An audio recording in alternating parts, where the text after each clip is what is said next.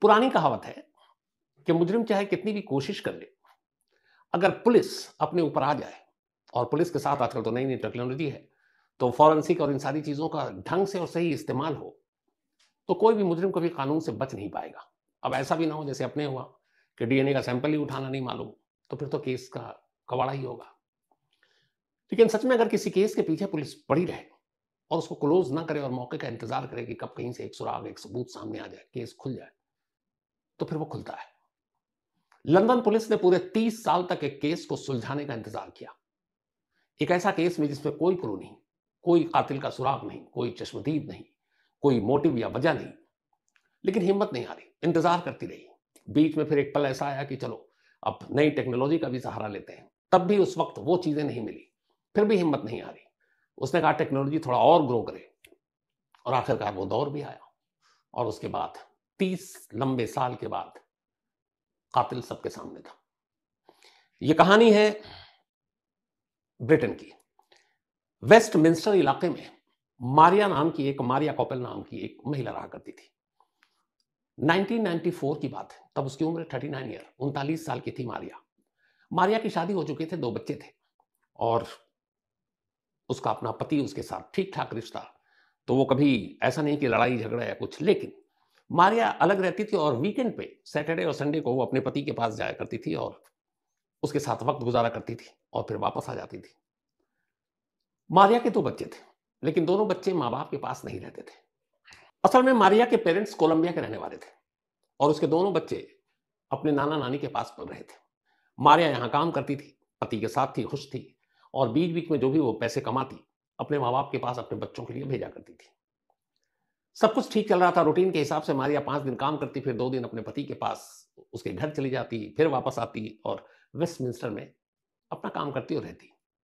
बीच में पैसे कमाने के लिए मारिया कुछ-कुछ वक़्त के लिए एक सेक्स वर्कर के तौर पे भी काम किया करती थी। ये बात उसके पति को मालूम थी, लेकिन उसका पति ये भी जानता था कि वो बहुत मेहनत करती है और अपने बच्चों के लिए बहुत फ़िक्रमंद है। पैसे और कहीं से मिल नहीं रहे हैं, अच्छी जॉब नहीं है, तो माँ-बाप, बुज़ुर्ग माँ-बाप और बच्चों के लिए उसने ये भी कुर्बानी दी।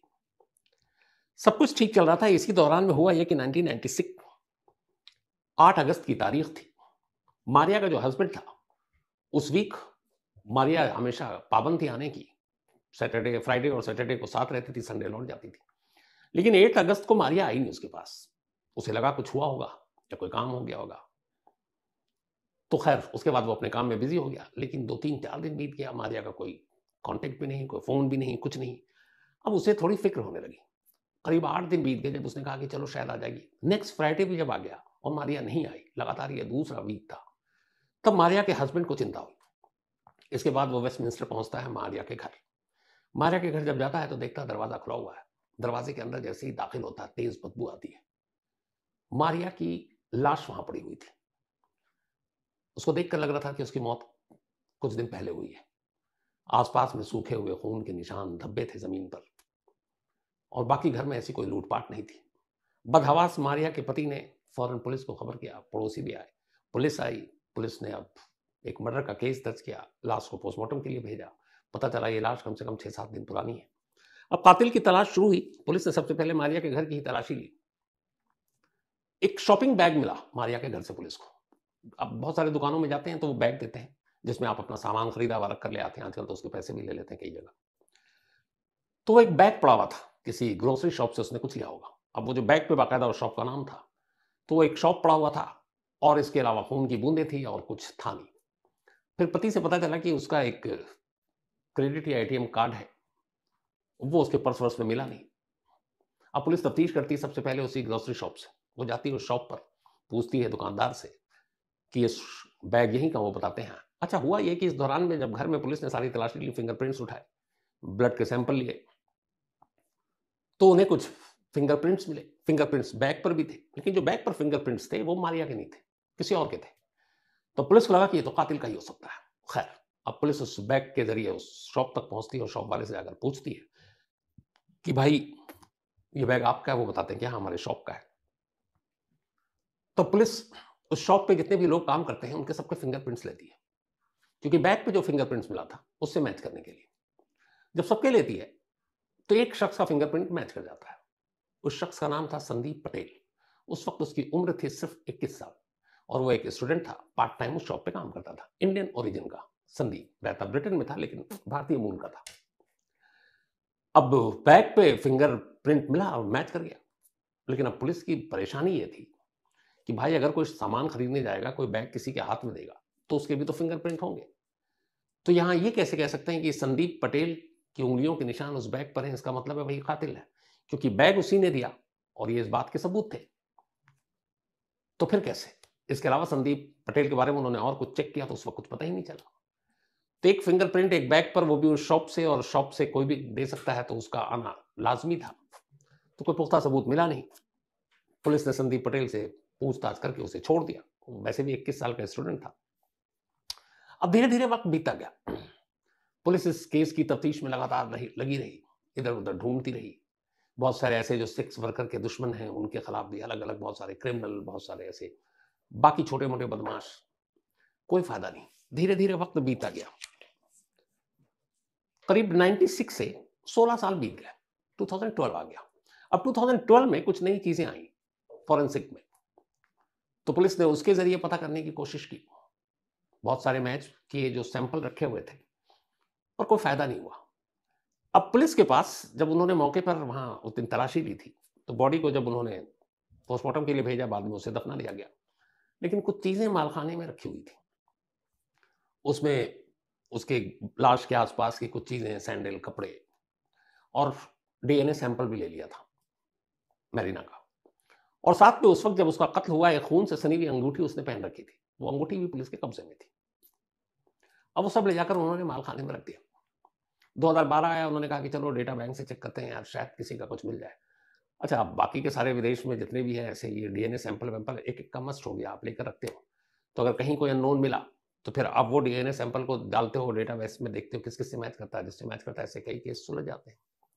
लेकिन 2012 में भी ये कामयाबी मिली नहीं। धीरे धीरे वक्त बीता, 2022 आ गया। 2022 यानी कि करीब 28 साल हो चुके थे मैरिना के कत्ल को। अब कुछ नए पुलिस अफसर आए, उन्होंने पुराने अनसॉल्व केसेस को नए तरीके से सुलझाने की कोशिश की। टेक्नोलॉजी, डीएनए, फॉरेंसिक, इन सब में बहुत सारी नई चीजें आ गई। तो उन्होंने कहा यार अब इसको कुछ करते हैं। तो एक केस जो मैरिना की थी, उस पर एक आईओ की नजर पड़ी। उसने कहा ये अभी तक पिछले 28 साल से सुलझा नहीं है, इसको खोलते हैं। उन्होंने खोला, सारी चीजें देखी। उस वक्त एक बैग पे एक फिंगरप्रिंट मिला था, लेकिन कुछ हुआ नहीं। उन्होंने कहा अब जो जब्त सैंपल वैंपल है वो सब देखते हैं। अब वो जब गए तो उन्होंने उन तमाम सामान के अंदर वो अंगूठी भी नजर आई। अब वो अंगूठी आईओ ने ली, अंगूठी को देखना शुरू किया। अंगूठी को जब उसने अपनी बारीक नजरों से देखा तो पाया कि उस अंगूठी के अंदर, बहुत सारे अंगूठी में थोड़े कुछ नुकीले बाकी चीजें होती, एक बाल का टुकड़ा फंसा हुआ है।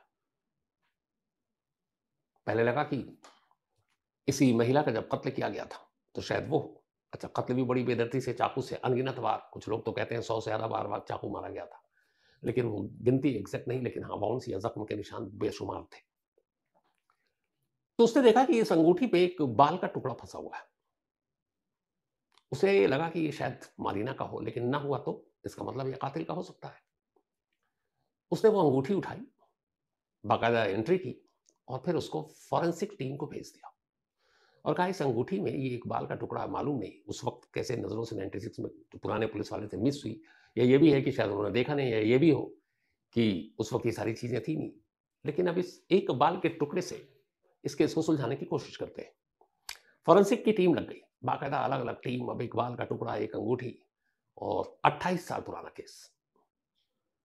बाल के टुकड़े को निकाला गया, जांच किया गया, सबसे पहले मैच कराया गया, वो मैरिना का नहीं था। तो अब ये क्लियर हो गया कि मैरिना का नहीं है, तो फिर इसका मतलब है कि ये कातिल का हो सकता है।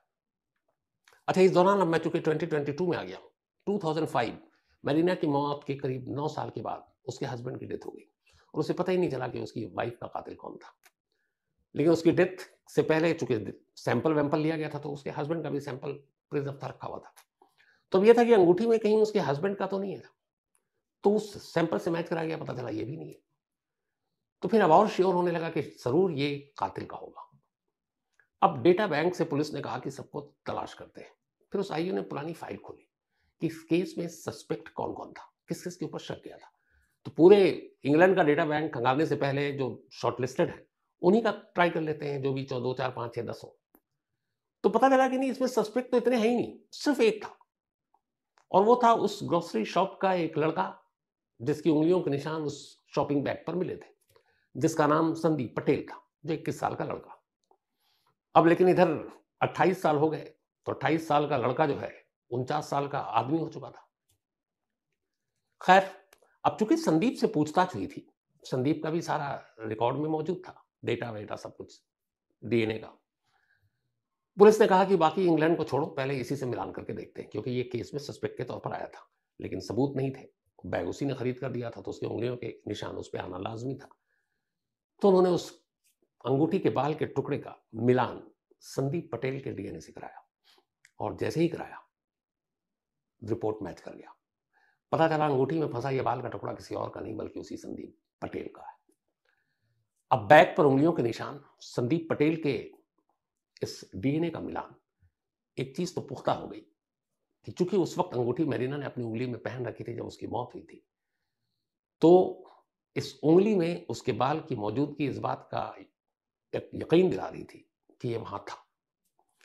अब ये दो बड़ी पुख्ता चीज थी साइंटिफिकली। फौरन पुलिस ने कहा कि संदीप पटेल को उठाते हैं। अब पहले तो उसको तलाश किया गया, उसने जगह वगह बदल लिया था, लेकिन फिर भी मिल गया, क्योंकि 30 साल बल्कि 28 साल हो चुका था, वो भी इस केस को भुला चुका था। अचानक पुलिस पहुंची और संदीप पटेल को उठाकर लाती है। उठाकर लाती है, उसके बाद वो इनकार करता है, लेकिन उसे वो दस्तावेज सबूत दिखाया जाता है जिसको दुनिया का कोई भी, मतलब कोई भी अदालत मना नहीं कर सकती, क्योंकि ये झूठ नहीं बोलते, जो डीएनए की रिपोर्ट है। इन सारे सबूतों को अदालत के सामने पेश किया गया। मुकदमा चला 2022 से 24 आ गया। लास्ट फ्राइडे यानी कि 18 फरवरी को लंदन की एक कोर्ट ने अपना फैसला सुनाया और संदीप पटेल को उम्र कैद की सजा सुनाई। 21 साल की उम्र में उसने ये कत्ल किया था, और आज 21 साल की उम्र में कत्ल करने के बाद 28 साल वो आज़ाद रहा, फिर पकड़ा गया, और अब 51 साल की उम्र में वो बाकी की उम्र की सजा काटने के लिए जेल पहुंच गया है। अफसोस की बात यह है कि यह कातिल जो है संदीप पटेल, भारतीय मूल का, ब्रिटिश, मतलब वहीं रह रहा था, और लास्ट तक ये केस खुल चुका है, संदीप को उम्र कैद की सजा हो गई। लेकिन आज भी ये नहीं मालूम कि संदीप ने मेरिना का कत्ल 8 अगस्त 1994 को क्यों किया था, क्या वजह थी जो उसने दर्जनों चाकू से उस पर वार किया था। ये मोटिव अभी तक कत्ल की सामने नहीं आ पाई कि असली वजह क्या थी। हो सकता आने वाले दिनों में आ जाए, लेकिन अभी सजा हो चुकी है, लेकिन कत्ल की वजह अब भी पर्दे में है। तो आज कहानी में इतना ही। अब आपसे मुलाकात होगी।